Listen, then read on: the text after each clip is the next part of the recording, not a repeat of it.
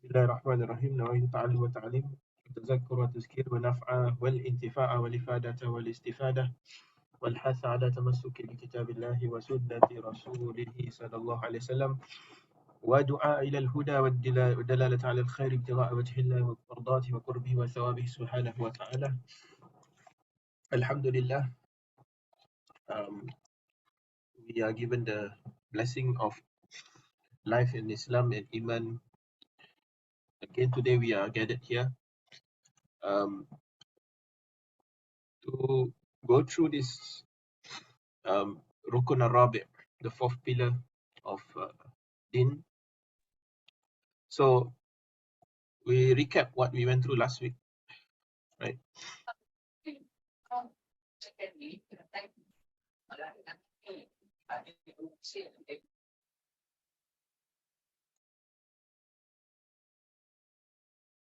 Right.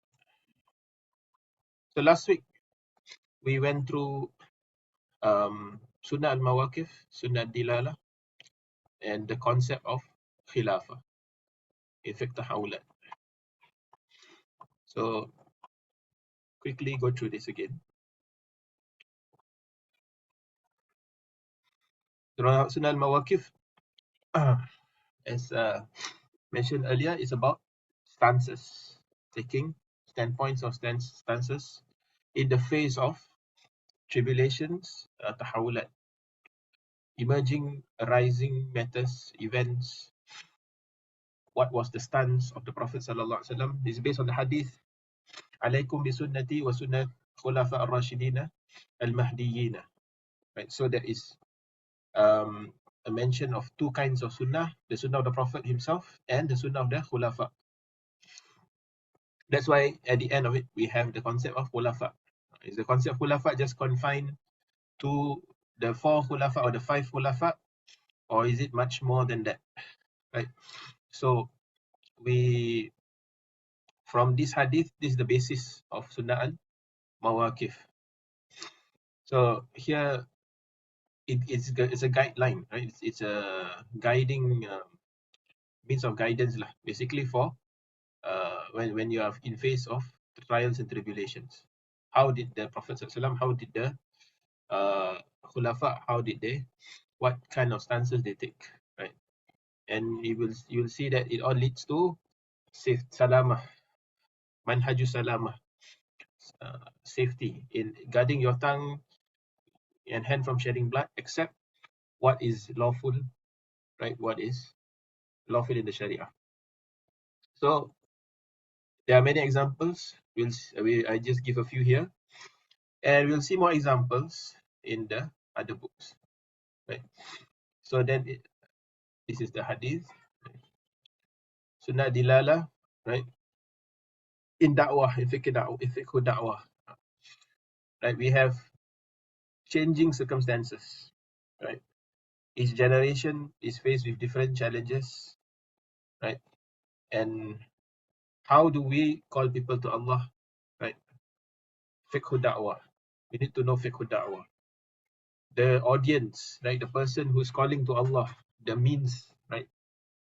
All these things, how do we make it suit the generation, right? In order to, the ultimate purpose is to bring them to God. Da'wah ila Allah. So you look at the example, right? The basis of the Sunnah Dilala is the Man sanna fil Islam sunnatan hasana. Whoever initiates in Islam a good sunnah, falahu ajruha. He gets the reward lah. Wa ajru man amila bih. So this is the basis of the Sunnah Dilala, and then it is something that an extension of usul fiqh. We have takrir, sunnah takririyah, sunnah qauliyah, sunnah fi'liyah, right? The sunnah of the Prophet ﷺ has many different dimensions, right? So this is another dimension, you can say. So it's a legal guideline. What can be done, what cannot be done, what in the field of fiqh da'wah. Right. Then we went to the concept of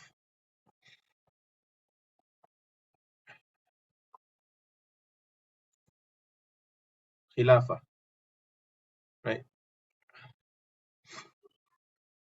Initially, it was in the time of Abu Bakar, Umar, Osman, Ali, and Hassan, Sayyidina Hassan. They all reunite between the hegemony of knowledge and power and political power lah. Basically, they gathered in themselves in their individual, right? They are well established in knowledge, and at the same time, they are upright in their rulership. So that kind of khilafah is of course the ideal kind of khilafah, and it shall return in the time of Imam al-Mahdi. And if you have only one of the ingredients, which is ilm, right? A person of ilm with sanad, with uprightness, right? And that is also can be considered a kind of a khilafah, right? So we will see in detail in other books. The Nubdha Sughra also will go through this. Usus al-Muntalaqat also has a more detailed discussion of this concept. Okay, so today we look at the text first.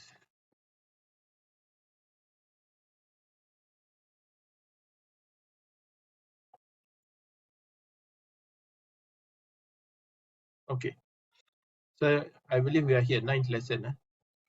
There are different historic periods from the time of the prophetic revelation to the occurrence of the hour. So this is also something novel, something new, right? Habib Abu Bakar, he produced or he came up with through istiqra. Okay, this is through inductive approach, right? By studying particular events, right? All these occurrences, all these historical occurrences and events, you can see a pattern.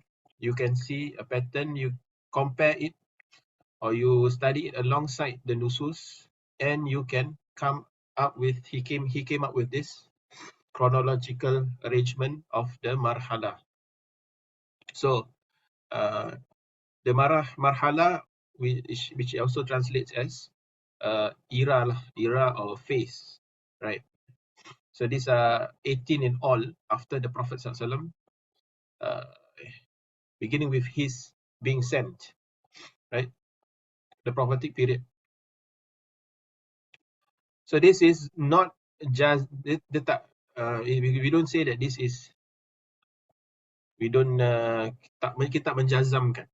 We don't like say it like this decisively, like conclusively, like okay, this is it, this is 100% correct, you know, this is, none can dispute it, you know.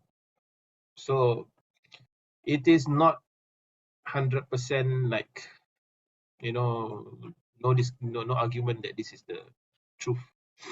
Okay, it's just a istiqra. It's just his inductive conclusion from induction. Okay, so that is a disclaimer lah. So it could be right, it could be wrong, but generally it is, you know, it is accurate, right? So the prophetic period of revelation, number one, then the period of Khilafah al-Rashida, and then the period of the despotic kingship, Umayyad reign, Abbasid, this period of statelets rupture. So this is caused by the Mongol invasion, the weakness, decline of the Abbasid empire. Period of return, establishment of general authority, which is the Ottoman Caliphate. Okay, there's a spelling error here. And then the period dated from the fall of Sultan Abdul Hamid Athani, the second. Okay, you have Sultan Abdul Hamid the first, and this one the second. To the time of Kamal Atatürk. And then we have Istikbar, Istizhar. Actually, Istikbar, Istizhar range should be above, should be 7 lah. Okay, 7 should be 8, 8 should be 7. Colonialism, secularism, right? Istihtar, and al-mana, secularization. Okay, then we have istithmar. Istithmar being globalization. Awlama, right? Istinfar al-Mahdi, Dajjalic siege, period of victory, and Nasr, Istinsar, and the coming of the Messiah, Nabi Isa alayhi salam, Ya'jujic period of collapse, and period of destruction. So we'll go through in detail slightly all these stages.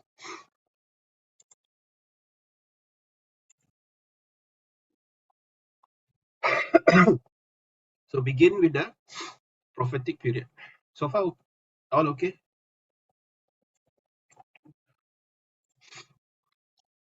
Okay. So the prophetic period. Now, once you study Fiqh Tahawwulat, right, you will look at the Prophet punya sirah in a different way. Okay, it will give you a different glasses, a different lens, right, to look and understand the sirah. As a, you can look at all the tahawulat. It's full of tahawulat in the sirah. Whether it is cosmological, social, economical, all kinds lah of tahawulat that happened before the Prophet ﷺ was sent, like the event of the elephant and so on. And then you have during his birth, right, all the phenomena, cosmic phenomena that was observed, you know, as a marker for his coming, for his birth, right? Then you have, right, the different stages of his life, right? And then the different stages of the prophethood, right? The message, how it was conveyed, you know. The period of Makkah, the period of Medina, all the challenges he faced, all these are tahawulat. And then his stances, right? How did he approach the challenges? So all of this becomes a guideline lah. So previously we don't look at it from a lens of tahawulat. So now we look at it from a lens of tahawulat. We see that, for instance, Rasulullah SAW, the challenge he faced in Hijrah, right? And Isra Mi'raj, the difference between Isra Mi'raj and Hijrah. These are all, like, if Allah could, he could have just sent the Prophet to Hijrah within, you know, one instance, send him from Makkah to Medina. But instead, you know, he made him go through the long, arduous journey from Makkah to Medina. Now, all of this, there's a hikmah, right? And the challenge he faced in Medina, especially the group of munafiqun. Okay, in Fiqh Tahawwulat, there is a very detailed discussion on Madrasatul Nifaq. Madrasatul Nifaq is this concept of hypocrisy, like the movement, like not just a movement, but what is hypocrisy, right? What is nifaq? How many kinds of hypocrisy are there? The different archetypes, right? Munafiq is the munafiq in the time of the Prophet ﷺ in Madinah is not just one person. It's not just one group. There were a few groups with different kinds of hypocrisy, in the sense that they behave in different way, but they all are ultimately hypocrites lah. Yeah. So they have their leaders, right? They have their leaders. So that one, it will be in usus wal muntalaqat. So this, his approach towards his munafiq groups, right? His stances towards them, especially in the emergence of and in Medina, right? So ultimately until the death of the Prophet ﷺ, and all the issues that revolve around the Khilafah, which is, as he indicated, right? Man naja min salas, whoever is saved from 3 tribulations, right, will be saved.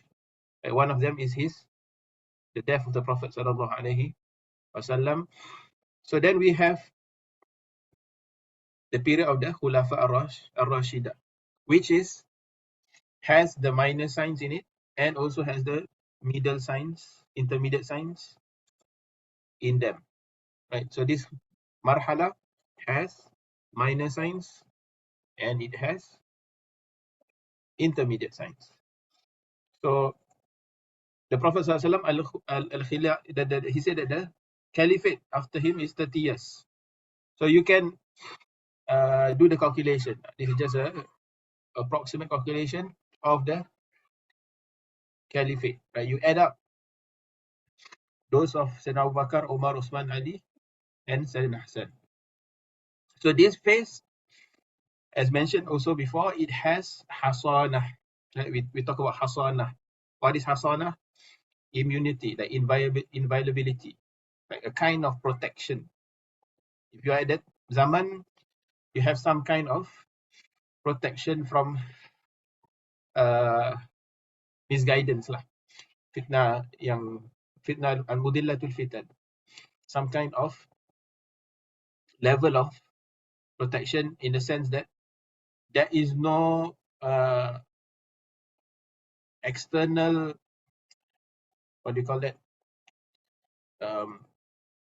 Unlike other zaman, other phases, we shall see later, that in which the disbelievers have influence, they have an intervention on the affairs of the Muslims.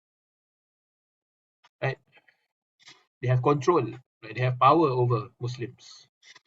So in this zaman, we have some kind of domination, hegemony of power and knowledge. Right? And this also has a protection that the Prophet ﷺ also mentioned, right? Khulafa ala manhajin nubuwah. Right? The caliphate that is upon the prophetic methodology, upon the prophetic way. Right?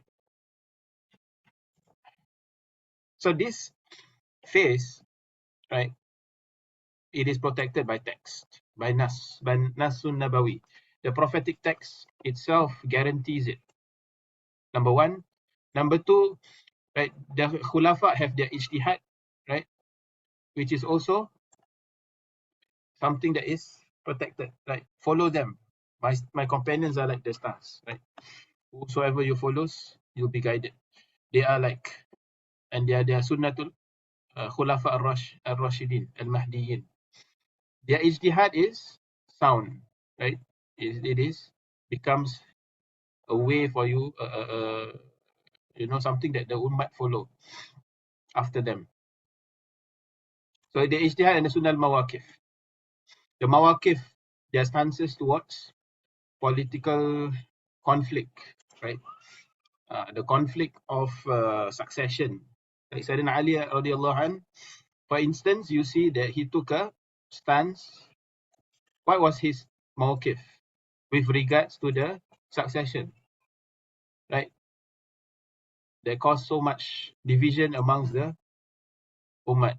So Sayyidina Ali radiallahu anh, despite his, a lot would say that he is entitled to the caliphate. But what did he himself do? When Abu Bakar was the Khalifa, he prayed behind him. He participated in councils, shura, with Sayyidina Abu Bakar, Omar, Sayyidina Osman. So he did not withdraw. He did not protest. He did not took out the sword. He did not gather followers and fight. So that was his mawqif. His mawqif was to obey. As-sam'u wa ta'ah. Listen and to obey. Right. And then, yeah, as I mentioned earlier, also, this is a period in which there was the knowledge and the rulership is united in one individual. They were not just rulers, leaders, they were also people of the most knowledgeable amongst their fierce. Thereafter, the last of the Khalifa, Sayyidina Hassan, right? He abdicated. Despite him, right, being the more entitled person to the caliphate. Right? So Rasulullah SAW already foretold this. He said, this son of mine is a Sayyid. He indicated to Sayyidina Hassan, this son of mine is a Sayyid. He shall unite between two conflicting groups, two disputing groups. Right? He had more followers than his. He said that his Sayyidina Hassan had more followers than his father, right? Sayyidina Ali. Yeah, a lot of followers, right? And he could, if he wanted to, fight against Sayyidina Muawiyah. If he wanted, he could have done that. But he chose to abandon the idea, and instead he came to an agreement. Actually, he wrote an agreement which Sayyidina Muawiyah agreed to, that after Muawiyah, the caliphate will be returned back to the prophetic household, to Sayyidina Hassan. So by right, after Sayyidina Muawiyah, the caliphate has to be returned back to Sayyidina Hassan. But unfortunately, Sayyidina Hassan was poisoned. It is said Sayyidina Hassan is poisoned by Yazid bin Muawiyah. So he poisoned Sayyidina Hassan, and usurped the caliphate. And now, of course, it is no longer considered a caliphate lah. It's already a kind of a dynasty, monarchy. Right? This is what we call the stage of al-mulkul adud. Right? Based on the duration, the word adud, adda ya'uddu, it is originally means like to bite, right? Takunu nubuwah fikum ma sha Allah an takuna, thumma yarfa'uha Allah ta'ala. So Prophet sallallahu alaihi wasallam said, there will be prophethood amongst you as long as Allah pleases, right? Thumma yarfa'uha Allah, so Allah will after that remove it. Thumma takunu khilafah ala minhaj an-nubuwah. So there will be khilafah on the prophetic way, Masha Allah, as long as Allah wills, and takun. Thumma yarfa'uha Allah, thumma takunu mulkan addan. So this is the mulk adud. Then there will be mulk jabariyah. So some kind of despotic rulership. Then Allah will return back khilafah ala manhaj nubuwah. So even despite this phase being a phase in which there is despotic rulership, right? The Umayyad reign was, if you read about the history, right, it is not it's a time of a lot of fitnah lah, basically, right? A lot of murder, right? Especially if you read about this man al-Hajjaj, right? He killed thousands, he killed many sahabat, tabi'in, right? And then you have the time of of course, the martyrdom of Sayyidina Hussein. So despite all of this, right, there is still, the Muslims are still in control of their lands. They are still in control of the qarar al-ilm, right? The hegemony of knowledge. So that is why the purity of Islam in its teaching is still preserved in the hearts of the ulama at that time, although they are being persecuted, right? Although they are persecuted by the likes of al-Hajjaj. So there is martyrdom of Sayyidina Hussein, fitna al-Harra. This one, if you go al-Baqi cemetery, right, for the guys, you can go. There will be this one big pit, right? It's like, I think they said about 700 or so people of Medina. There's a massacre, right? Yazid bin Muawiyah sent his army to attack Medina, and then this is post after the Karbala incident. So interestingly, when he sent his army to attack Medina, he said to them, do not touch Ali Zainal Abidin, the only son of Sayyidina Hussein that survived. So this is caused by the young boys of Quraysh. This is because the Prophet ﷺ said that there will be a fitnah that is like al-haliqah, shaving, not the shaving of the hair, but the shaving of the religion, right? So this was caused by the Ughaylamah Quraysh, the young boys of Quraysh. So in that time, it was so bad that there was no azan in the mosque. People ran out of the city. Right? So in the time of Umayyad reign, right, despite the there's actually a one period or like a short few years in which there was a tanafusat lah. We call it like a moment like you can breathe some relief when you have the Caliphate of Sayyidina Umar bin Abdul Aziz. This descendant of Sayyidina Umar al-Khattab from his son. If I'm not wrong, the name is Asim. If I'm not wrong, right? He was married to a lady, right? One of the righteous lady in the time of Sayyidina Umar. There was this righteous lady.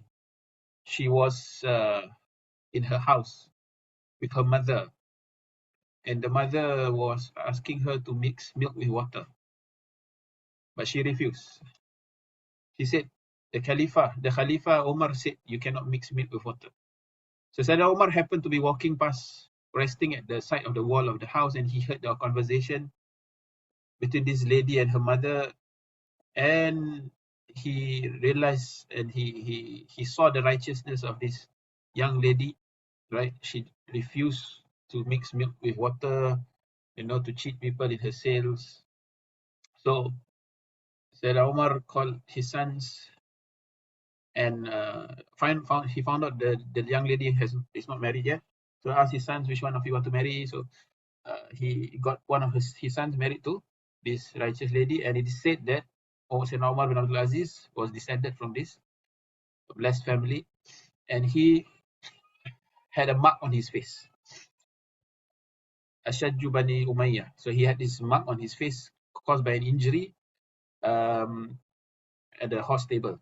So he was prophesied as well. He was foretold that there will be a righteous ruler amongst the Bani Umayyah. So this is just a short period, right? Just a short relief, right? So it is like the time of Imam al-Mahdi, which will be a short relief in a general period of decline, right? Second period of Mulkul Adud is, of course, the time of Abbasiyah. Period of, I forgot to mention about this. Ibn al-Zubair. Abdullah bin Zubair and Mukhtar al-Thaqafi. So these are also major events, major fitnah that happened at the time of Sayyidina, of the time of the Umayyad reign. Right. Abdullah bin Zubair was also wanted to become the Khalifa. There was a siege of Makkah, right? Abdullah bin Abbas and I think Muhammad bin Hanafiyah, they ran to Taif. They ran to Taif because of the siege of Makkah. They did not want to participate in all the fitnah. So they fled to Taif. That's why Sayyidina Abdullah bin Abbas is buried there. And then this Mukhtar al-Thaqafi also came from Taif. He is someone who is, according to one of the scholars, he is the one who claimed to be the support of the Prophet's family against the Umayyad. Right? He was taking revenge, so-called taking revenge for Karbala. But at the end of it all, he becomes a sat. He claimed prophethood. So these are major, events in the time of the Umayyad period. And then, of course, the Abbasid period, where it is prophesied, the Prophet ﷺ said, a man from my household will appear during a break in time, appearance of tribulation. He is called as-Saffah, shadow of blood. At the same time, he will give handfuls of wealth to people. And this is none other than this man Abu al-Abbas as-Saffah. So from him, after him, you have a line of rulers, right? Harun al-Rashid, and then you have eventually to this al-Ma'mun. Al-Ma'mun was the son of Harun al-Rashid, who embraced the Mu'tazilite creed, right? Who embraced the Mu'tazilite and enforced it upon the people. And then there's the Mihna. The Mihna is the period in which the persecution, right, of the scholars, people like the Imams, I think like Imam Ahmad bin Hanbal, right, who survived the persecution. There was some who did not, right? So it was a very, very bloody period, right? So, but still, there is still the Hasana mentioned earlier, right? The Hasana is still there despite all this, right? The corruption. So, because of the presence of the purity of the teachings of Islam is still preserved by the ulama. And this was the time of the emergence of the mazahib, right? You have Imam Shafi'i was during the time of this Abbasid period. Imam Shafi'i, Imam Ahmad bin Hanbal, right? Imam Malik, right? So the purity of the Islamic teachings was still preserved. There was no intervention or from external elements, right? The sanad is there, the preservation of the teachings through the Aqidah, of course, was undergoing a bit of a turmoil, right? Until the emergence of Imam al-Hasan al-Ash'ari. So there were some of the Abbasid Caliphate caliphs who actually eventually reverted back to the correct Aqidah. One of them, al-Mutawakkil, if I'm not wrong. He saw a dream, the Prophet ﷺ, in which the Prophet ﷺ corrected him, right? Corrected the Aqidah. So then we saw a decline, right, of the Abbasid Caliphate. The emergence of the Fatimiyah, the emergence of another Umayyad empire in Spain. So the Muslim world is like fragmented lah, especially with the attack of the Mongols, the emergence of the Mongols, which the Rasulullah SAW mentioned near the hour, you will fight people who will wear hairy shoes. You will also fight people with flat faces like shields. Imam Nawawi say this is referring to the Tartar, right, the Mongols. So the Mongols, they ransacked, or they sacked the whole Baghdad, killed the Khalifa, right, and the emergence of the Seljuks.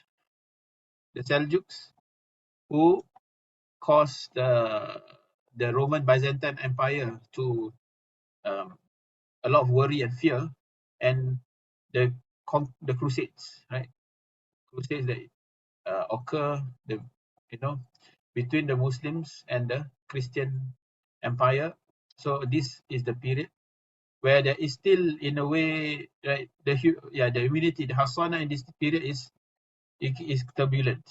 It's turbulent because jihad is not united under one banner, right? Under one banner, the empires are all pretty much fragmented. We have the Fatimids colluding, right, with the Christians. The Fatimiyah, they pakat lah dengan Crusaders to fight against their Sunnis. At that time, the Salahuddin and this, what do you call it, Seljuks. Yeah, the Seljuks and the Sunnis at that time, they were being, there's a conspiracy between the Fatimids and the Crusaders. So there was no unity, despite the fact that, okay, like you can say there are people like Salahuddin al-Ayyubi, right? But it is not really, you don't see a united Muslim empire that has hegemony of power, right? Okay, then we are moving on to the Ottoman Empire, which marks another phase, right? A change. The Ottoman Empire, the rise of the Ottomans, right? It is a very, very significant empire that reigned for like 600 years, I think, at least, yeah, around 600 years. So it is acknowledged by the Abbasids themselves. The Muslim world acknowledged their authority, acknowledged their power, acknowledged their domination, and they brought about relative stability in the Arabian Peninsula and the other the main regions, the Islamic world, right? And they united them, and they basically, yeah, there was a unity, stability, and there was the establishment of jihad, right? So, and on top of that, there is a nas, like a prophetic text, which also lends support to their legitimacy lah, right? Which is the conquest of Constantinople. La tuftahanna Constantinople. Fala ni'mal amiru amiruha. Wala ni'mal jayshu dhalikal jaysh. So that is the hadith the Prophet ﷺ said, the Constantinople shall be conquered, and what a great leader is the leader, what a great army is the army. So there is a nas that supports their legitimacy. So thereafter, the Ottoman Empire also undergo decline, right? With rising colonialism, right? Weakening of their empire at the borders, right? Through invasions and like their defeat to the Russians, one of the wars in the 1700s. I think they lost quite a substantial amount of land, which I think now it has become Bulgaria, that part. So the Ottoman Empire, there was a steady decline, right? You can say there are many factors lah, internal and external, right, that contributed to this. Is that the empire is too large also, it's very difficult to manage, right? The increasing opulency. Some of the sultans actually joined the Freemasons, some of these, and also due to the internal problems they have with their different, too many races, too many communities living in the Ottoman Empire. You can please everyone.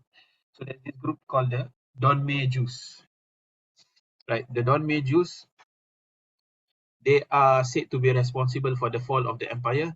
They are very active in politics in their later stage. Initially, they began as a cult. They pretend to be Muslims to escape persecution. Their leader claimed to be a prophet, right? So these Donme Jews, they pretend to be Muslims lah. Outwardly, they are Muslims, and they participated in Masonic lodges. They were members of Freemason lodges. They had their own syncretic Sufi tariqah, the Bektashi tariqat, Bektashi. So some of them were also in the Maulawi.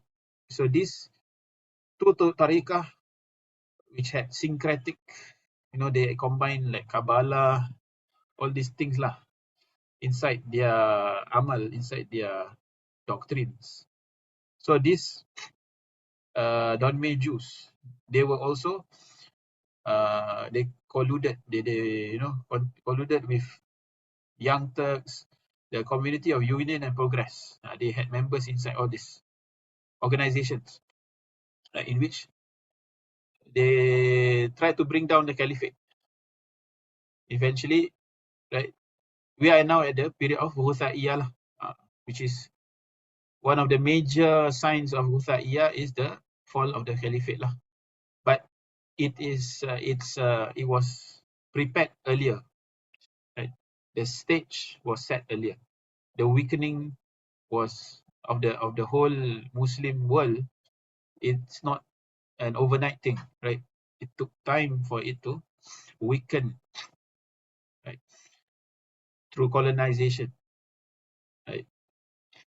Through istizhar, istikbar. We'll see that. So the first of this fitna is the fitna of ahlas. Ahlas comes from the word hils, saddle cloth, or a cloth that is worn inside the baju, like singlet, like something like that lah. So basically, it's something secret. It's an element of secrecy.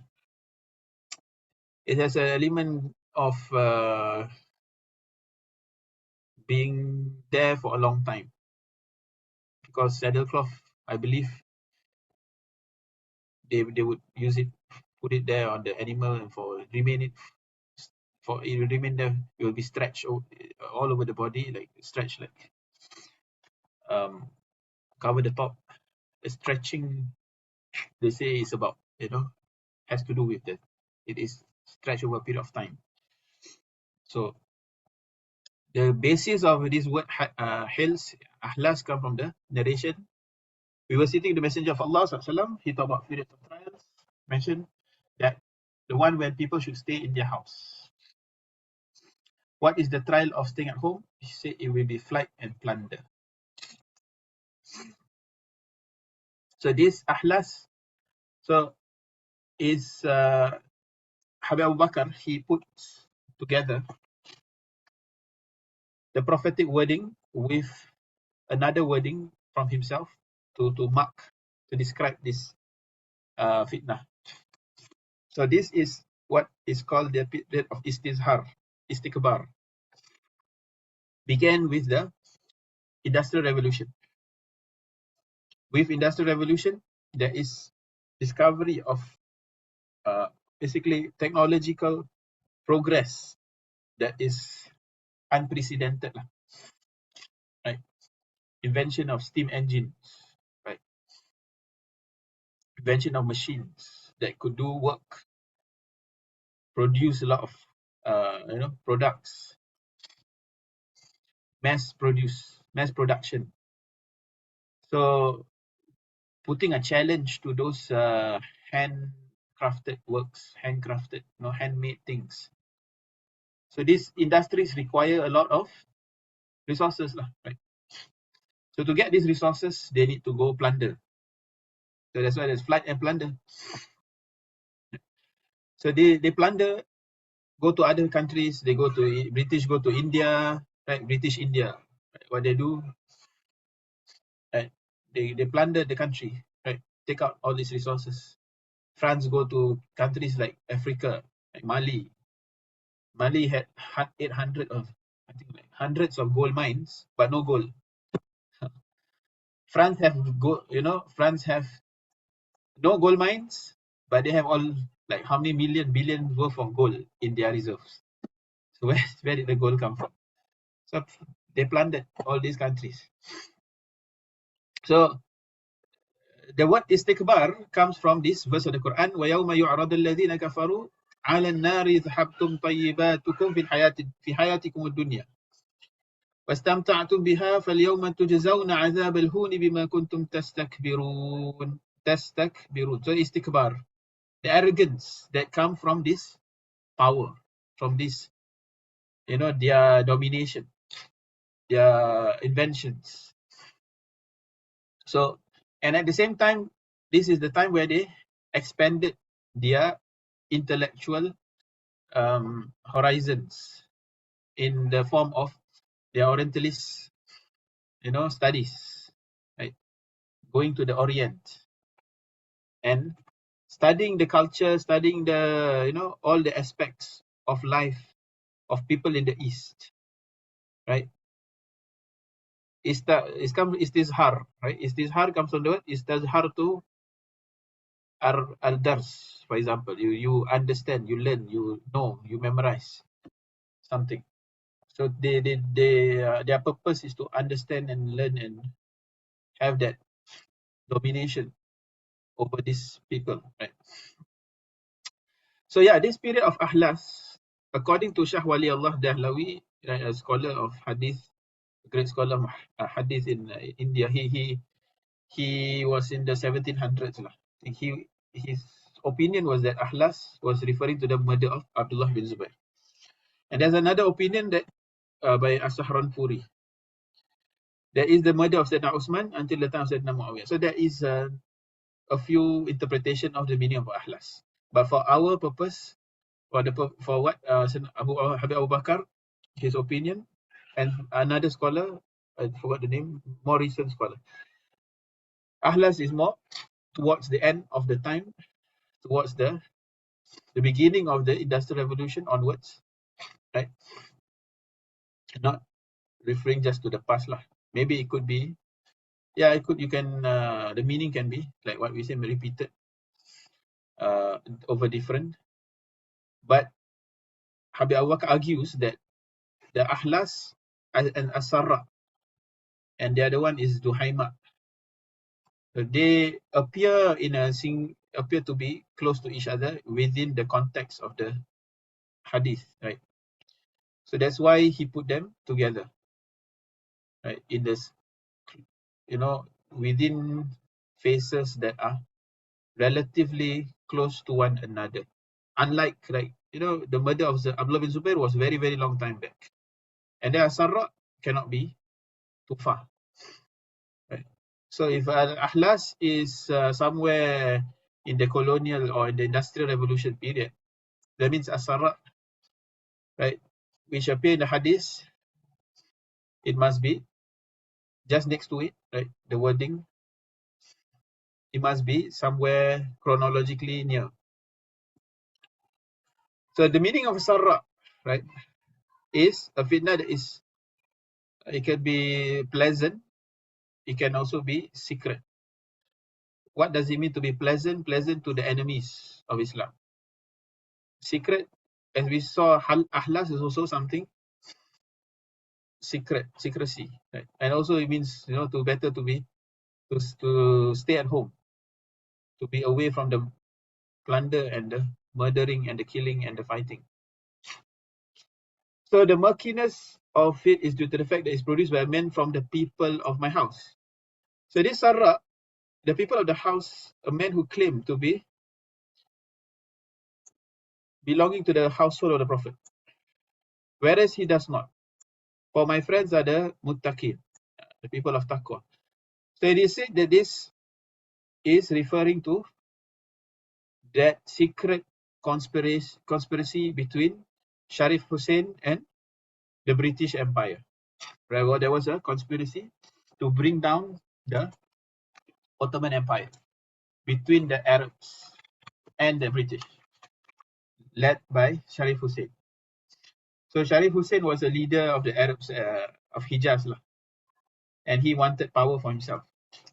So that Arab revolution, the Arab revolt, right? So was actually planned between them and the British. So it is said that during this time, a person wakes up a believer by day, and then by night have become a disbeliever. People will eventually take two sides. So people will wake up Muslim, die or go at night a kafir. Because of what? Because of dunya, chasing after positions in the world. Like they wanted to have that rulership of the Hijaz, right? And they would kill their fellow Muslims, fight with the Ottomans, right? And this happens, the person will wake a believer and become a disbeliever by night. So, and then there will be a fitnah in which people will take two sides, and then there will be Dajjal. So these are one after another. So in this, there's another definition here. Wal muradu bisarra an-na'ma allati tasurru an-nas min as-sihha wal rakha wal afiyah.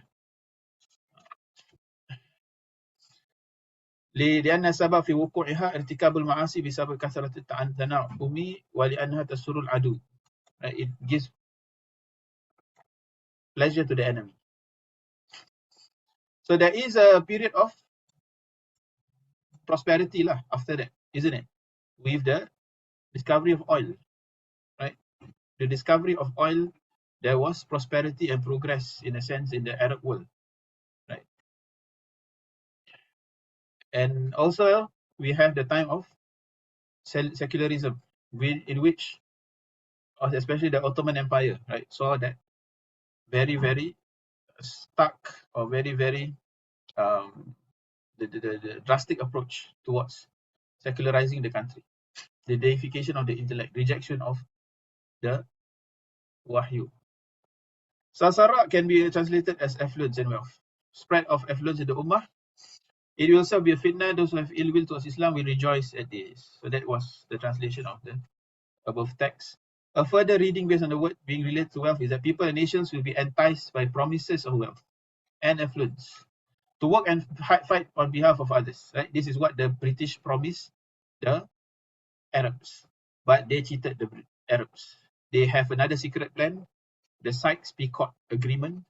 Sykes-Picot, referring to the British and France leaders who actually have their own secret plan to divide the Arab world.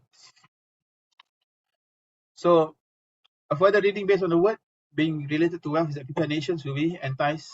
Al-Khattabi states that this is a figure of speech used to point out state of affairs that will not be stable or last due to its being precarious.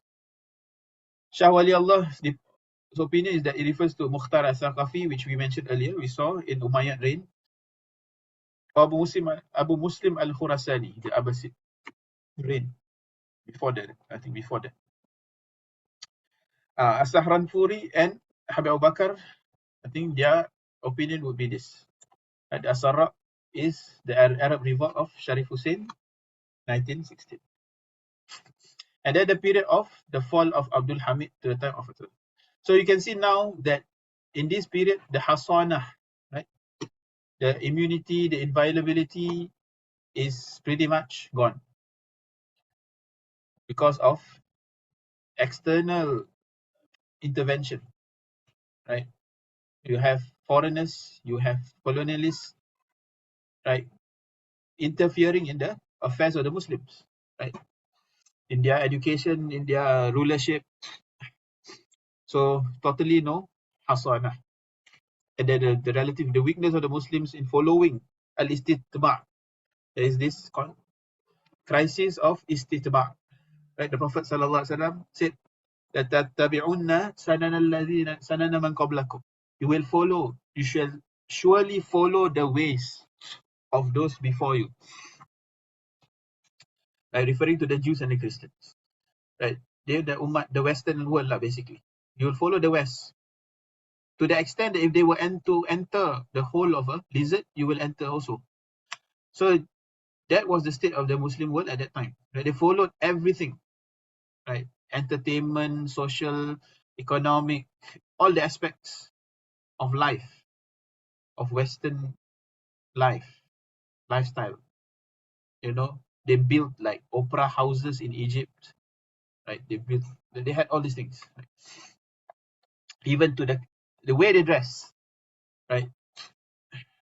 The abolishment of the Turkish fest, right, in the Ottoman Empire. You can see this picture, right? How they were dressed before and now and after that, right? What happened to the Turkish Muslims? The abolition of the veil, the change of the weekend from Friday to Sunday, the azan from Arabic to Turkish, the use of Arabic alphabet was prohibited, abolition of Sharia laws, and so on and so forth. Okay, so this was the time after the fall of Sultan Abdul Hamid to the time of Ataturk. And then we enter another phase of Duhaimat. Duhaimat comes from the word Ad-Dahma. Dahma, pitch darkness, deep black, right? Darkness. Okay, this is, you can say, from emergence of the communist, capitalist blocks, right? Cold War. This is that period, right? Basically, pitch black darkness. A lot of killings, a lot of deaths.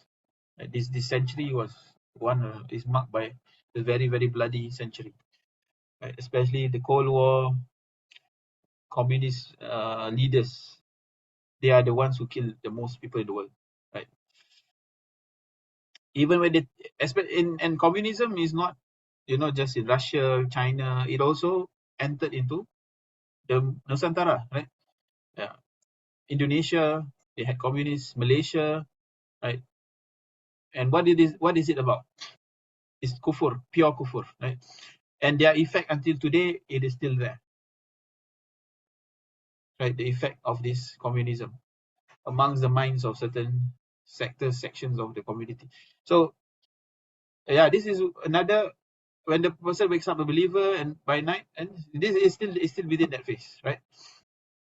And nationalism, right, which also began, it began in the early 1920s, or even earlier than that. The sentiments of racial superiority, nationalism, has already been embedded, spread, and it began to spread in the Muslim world, right, in the 20th century, until the issue of Palestine, right, it becomes a national issue. It's no longer considered. People don't say, oh, this Palestinian issue, you hardly hear people say it's a Muslim issue, until the scholars corrected them. This is actually a Muslim issue. It's an issue affecting Muslims. You shouldn't view it as something that is a national issue of the Palestinians and not problem of the Muslims. So communism and its impact on the Muslim world, right? What we have today is the atheism, the denial of miracles, the skepticism surrounding benda-benda gaib, the worship of the akal, right? Scientism. These are all its side effect lah. So the characteristics of Duhaimat, fall of the caliphate, declaration of secular state, right? The 1920s division of the Ottoman Empire, Sigmund inheritance, the Ottoman Empire, among the British and France. Emergence of communist regime thereafter. Establishment of UN. So this slowly moving towards globalization. Establishment of Israel. Change of governance systems, Arab nations. Right? Arab nations all become moving towards Western models. Right? Demarcation of borders. Emergence of internal conflicts. Right? All this party system. Right? Who do they follow? Right? Until today, all this party system, all this, who do they follow? They continually cause a lot of conflict. And finally, the fourth fitna. So we shall stop at the fourth fitna briefly. The fourth fitna is marked by the September 11. That's like the marker lah, basically. It's a major event that happened that shows the world, right, who has the power at the global level and how they can easily, go to the Muslim world and just wreak havoc. Right. So this is the fourth fitna. It will come upon you after me, the deaf blind one, overwhelming, tossing like the waves of the sea. None of the people will find refuge from it. It will appear in Syria, strike Iraq, trample Al Jazeera, because the trial community will be scraped like leather. Right? You look at the Iraq war, and after that, what happens in the what do you call it? The Arab Spring. Right? Fourth tribulations. But the fourth is the overshadowing deaf blind one. The community will be scraped by trial like leather. Evil will be approved. Your heart's dying during it, just as your bodies die. No one will be saved from it except the one who prays the prayer of the drowning. So this is the era of the internet, globalization, interconnectedness. Like everything is open up, accessible. It's very difficult for you to control information, and everything is accessible. Your children exposed to everything on the media and online. So it is described as dark, tossing like the sea. It will no Arab house, non-Arab house will remain without it being filled with humiliation and fear. So there is, this indication of the media, right? It can enter any house, right? And incite fear, humiliation, right? So the trial will be intense. Good will be rejected, evil will be affirmed. No one will be able to say, hold on, right? And the end of this will be the Euphrates will uncover a mountain of good. So this is the end of the fourth fitna. when it will end, that is when the Euphrates uncover a mountain of gold. So it is said that it's 12 years, some say it is 18 years. This fourth fitna will remain until the Euphrates will uncover a mountain of gold. They will fight over it until out of every 9, 7 will be killed. So wallahu a'lam. I think we exceeded by 1 minute.